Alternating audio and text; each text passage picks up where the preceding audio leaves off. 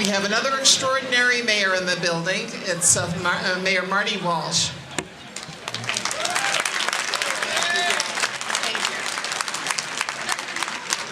Hello, everybody. Thank you.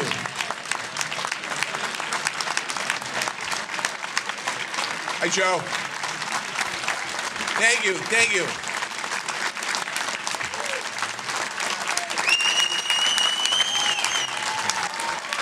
Thank you. It's I appreciate that. Thank you very much. It's an honor to be here with so many friends in labor and contractors and business community and everyone together. It's so great. As I was coming here tonight, I was thinking of going to the Cushing Gavin Awards way back in the day with my Uncle Pat. He'd always take me to the awards, and there was always giants on the stage in the labor world, in the business world, and I kind of started to learn about collaborations going to those dinners back in the day. And as I got older, I continued to go to those dinners and see the importance of really relationships and having those relationships. And as I walk in the room tonight, I've seen a lot of friends that I haven't seen in a long time, and it's great to see you. I want to thank Allison and the Labor Guilds. I want to thank this important organization. I want to thank all of you in the grassroots movement, in the labor movement, for the great work that you do. It reminds us that of people's rights and well-beings and the importance of us to continue to fight for them. And it's not just about economic factors, but it's also about building community. And that's something that I learned growing up in the labor movement. It's not just always about fighting on the job site or fighting on that way. It's about building a community. And that's how the labor movement started. And I try to remind people whenever I speak at retirement parties, I talk about the importance of benefits and wages and all the things that some people, I think, today take for granted. And some people are losing today across our country. And when you see the erosion of the middle class in America, you can look in the decline of the labor movement. You can see the parallels there. And it's something that we have to start thinking a little differently about how we're going to advance in the 21st century, because I think we have an opportunity in this century with some of the challenges that we're going through right now to kind of reevaluate where we are as a country and reevaluate where we are as society, whether it's business side or labor side, and really make things fairer. As the mayor, I've had the chance to really figure out and look at the challenge that people face. When I took over as mayor in 2014, Boston was ranked the #1 income inequality city in America. And we started to look at that and saying, how can that be? And I was frustrated. How can that be? How can that be that way? Because how can San Francisco not be bigger than us? How come New York can't be bigger than us?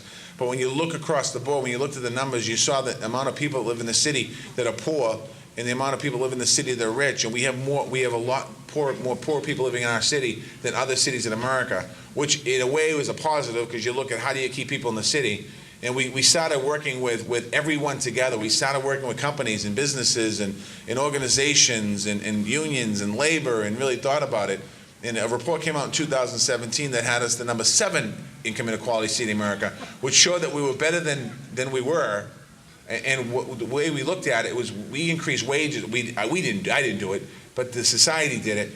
We increased the lowest wage earners in the city, raised their wages by 19%. And that's a win, but we're still far away from actually true equality and fighting that equality across the board. The Labor Guild takes that community in that spirit and adds education, mentorship, and relationships. And it's not just about making sure that we create opportunities, but how do we help people? How do we move them forward? And that's what you are supporting tonight by being here. And I want to thank you for that. The Cushing Gavin Award celebrates outstanding leadership of great people. Tonight's awardees, and I'm here tonight because I was asked to come. Kevin Carter called me. Kevin's been asking me. I've been running it out. Tonight is the first night of tree lighting in the city of Boston. I've lit already about 17 Christmas trees. And I lit 3 more tonight. And tomorrow I'm going to light 7. And on Sunday I'm going to light 7. Unless it really rains, then I'll have to go to the Patriots game. So we're going to see what happens. But when I think about the awardees, the people getting awards tonight, Steve Finnegan. I've known Stevie Finnegan for a long time. I know his family, his cousins are here, and his other family's here. They're all here. Stevie is in a tough fight right now, as we all know. And he has our support, and he has our gratitude, and we need to continue just to rally around what Stevie's doing and work with Stevie.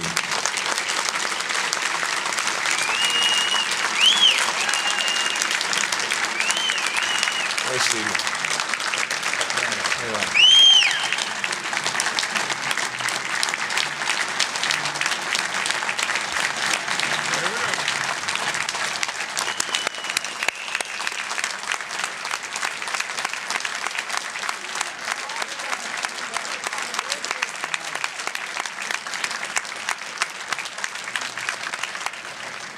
Now, I have one thing to say to Stevie. He also represents City Hall people, so next time I'm negotiating with you, remember this standing ovation you got. By the way, that's the oddest thing for me as the mayor of Boston. Sometimes I'm negotiating contracts, and my own people are kicking me under the table. What are you doing? But I want to congratulate Stevie. Another person that I'm so happy just to recognize here tonight. At the age of, I was young, at the age of 23, I got a job at the Laborers Health and Welfare Fund, and I was a collection agent. I was far too young to be in that job, but I knew somebody. And my job was a collection agent. I'd collect delinquent contributions from contractors. And there was a law firm that we dealt with. At the time, there was Siegel, Reitman, and Coleman, and now there's Siegel and Reitman. And the lawyer that did a lot of the work with me was Ann Sills. And Ann Sills, in my opinion, is one of the best labor attorneys anywhere in the United States of America.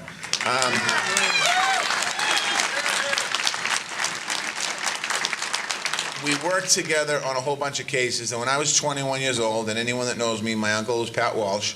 I learned in that school of diplomacy.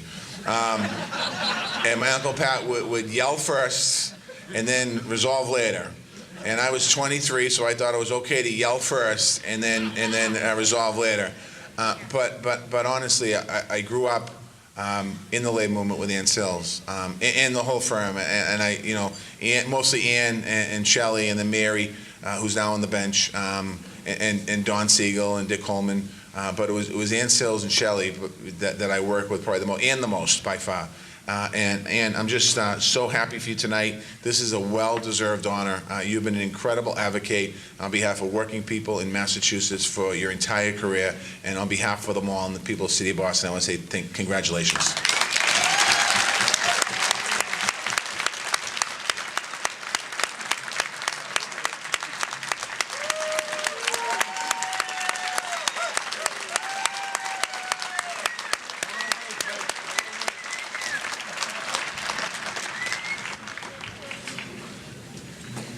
Steve Coyle, I want to congratulate you, Steve, as well. 26 years as CEO of the AFL-CIO Housing Trust. When I ran the building trades, we worked on a bunch of projects together, and as mayor of the city of Boston, the AFL Housing Investment Trust has made incredible contributions to the city of Boston. One of our main goals is to build affordable housing for people. We set a housing plan in 2014 to create 53,000 new units of housing by the year 2030. To date, we have built 26,000 units. We have another 25,000 in the permanent pipeline, and we raised our goal from 53 to 69,000. Steve Coyle also has been an incredible advocate in his office in helping us with that. He also was the director of the Boston Redevelopment Authority under Mayor Flynn, who is with us tonight. Mayor Flynn, thank you. And making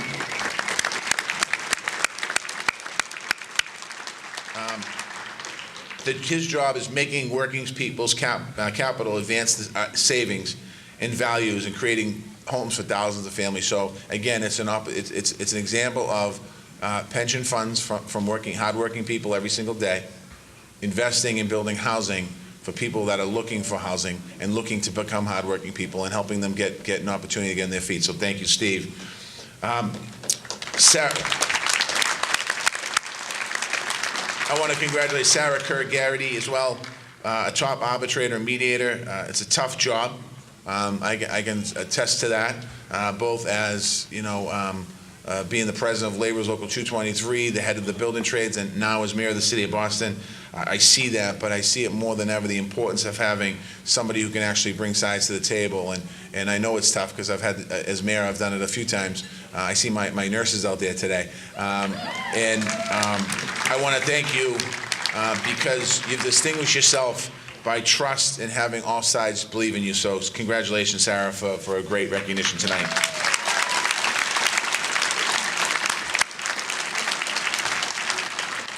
I'm not sure if anyone else up here is getting an award, but I don't have any notes on you, so good luck to you all.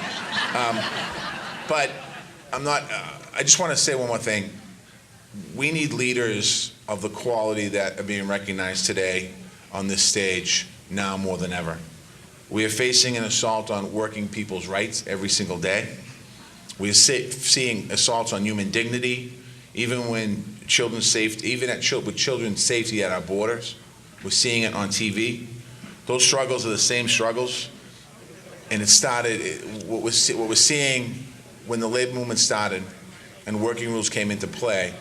They came in for a reason, because young people and children were being exploited, women were being exploited, and you fast forward 100+ years later, and we're still seeing some of this happen.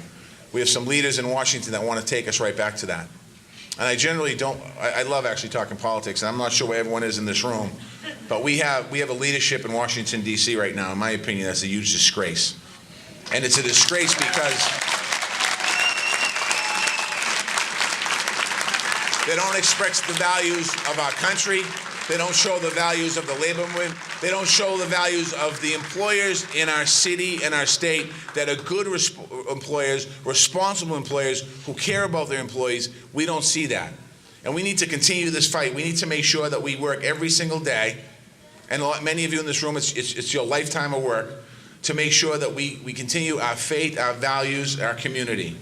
We need to show that what our values are all about, and we want to continue to make this fight every single day. I know I'm all over the place a little bit, but I'm excited to be here. I want to congratulate everyone who's recognized. I want to thank all of you for being here. I see Joe Fahey here. Thank you, Mr. President of the AFL-CIO. Joe Fahey. I see Steve Tolman here. Thank you, Mr. President.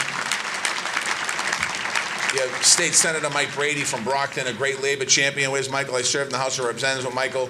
Thank you, Michael, for what you do every single day. And I just want to wish every single person in this room a happy holiday, Merry Christmas, and wish you all the best as the new year comes on. Thank you.